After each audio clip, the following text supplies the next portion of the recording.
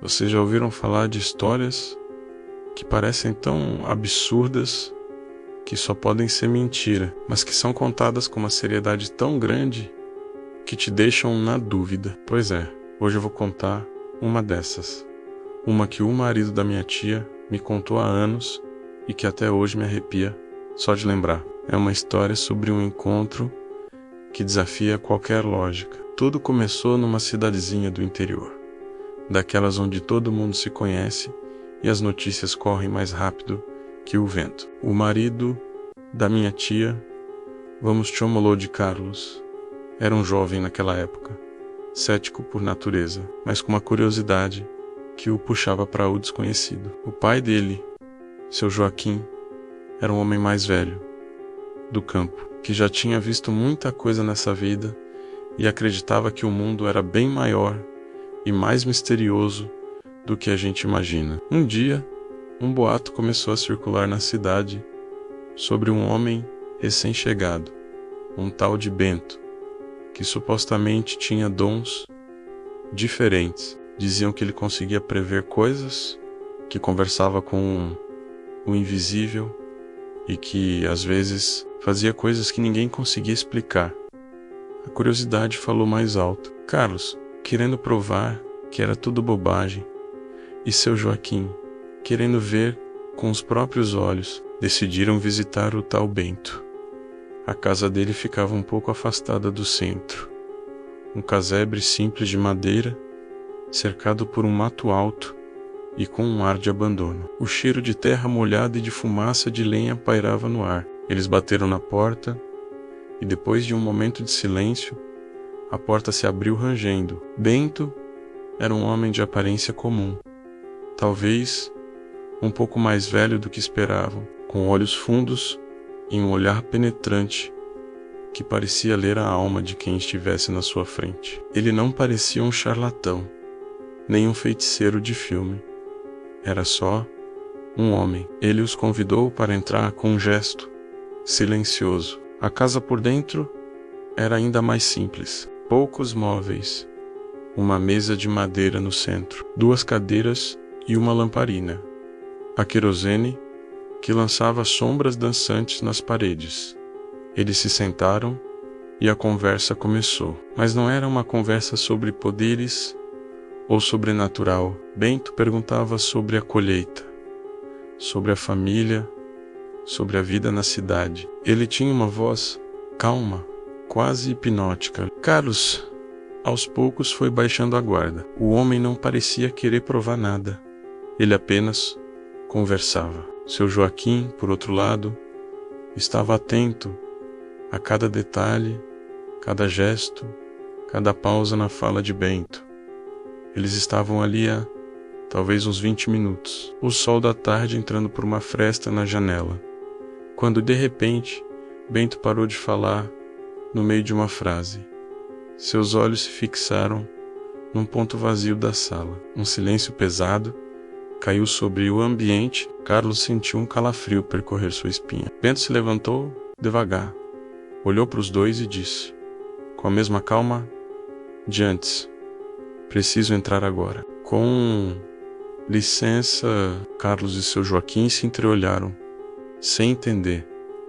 Entrar, ele já estava dentro de casa. Bento simplesmente virou as costas e caminhou em direção a um quarto escuro no fundo da casa, desaparecendo na escuridão. A porta do quarto ficou entreaberta.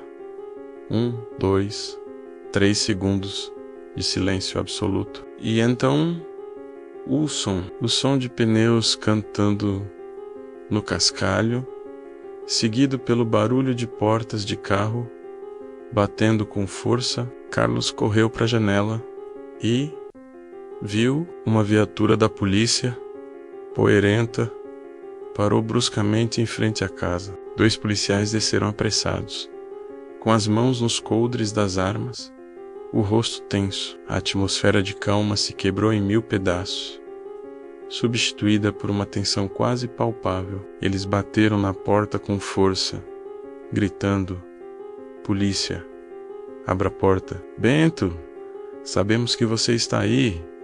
O coração de Carlos disparou. Ele olhou para o pai, que permaneceu sentado, com uma expressão indecifrável. Os policiais entraram na casa, olhando de Carlos para seu Joaquim com desconfiança. "Onde ele está?" perguntou o mais alto, com a voz ríspida. Seu Joaquim, com a tranquilidade de quem já viu de tudo, apontou para o fundo da casa. Ele acabou de entrar naquele quarto ali. Os policiais se entreolharam, sacaram as armas e caminharam lentamente até a porta do quarto. O ambiente ficou mortalmente silencioso de novo. Dava para ouvir a respiração de todo mundo. Um dos policiais empurrou a porta com o pé. Ela se abriu com um estrondo. O que aconteceu em seguida foi tão rápido e bizarro que Carlos duvidou dos próprios olhos. No instante em que a porta se abriu, não foi Bento quem saiu de lá.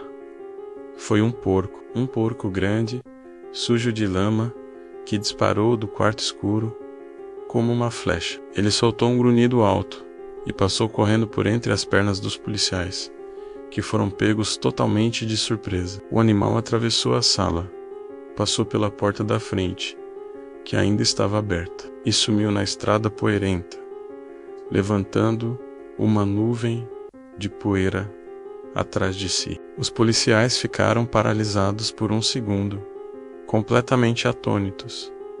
Que diabos foi isso?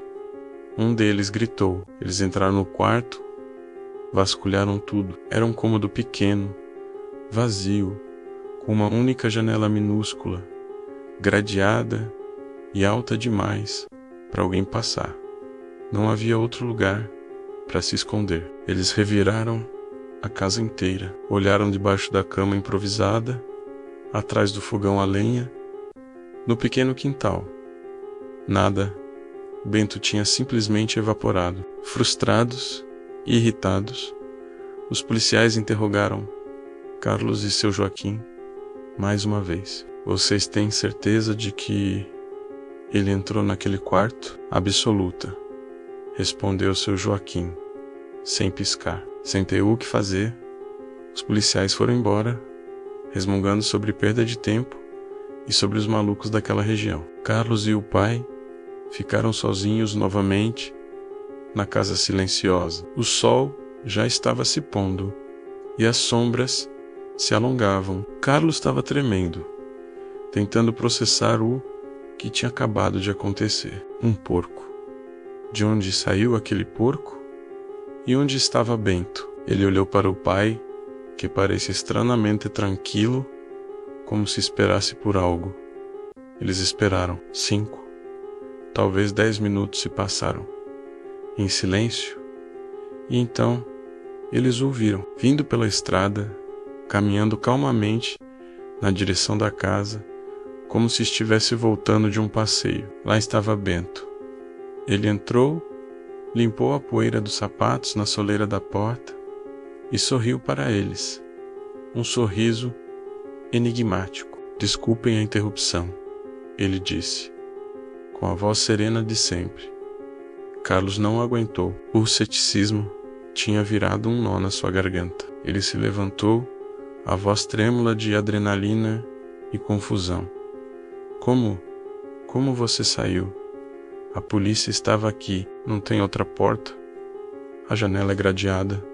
Como você fez isso?" Bento olhou para ele e o sorriso em seu rosto se alargou. Seus olhos brilharam com uma centelha de pura travessura. Ele deu uma pequena risada, um som baixo e rouco que ecoou na casa silenciosa. E então ele disse as palavras que o marido da minha tia jamais esqueceria. Ele se inclinou um pouco para frente e disse, quase num sussurro: "Ué, eu passei bem no meio de vocês. Eu era o porco."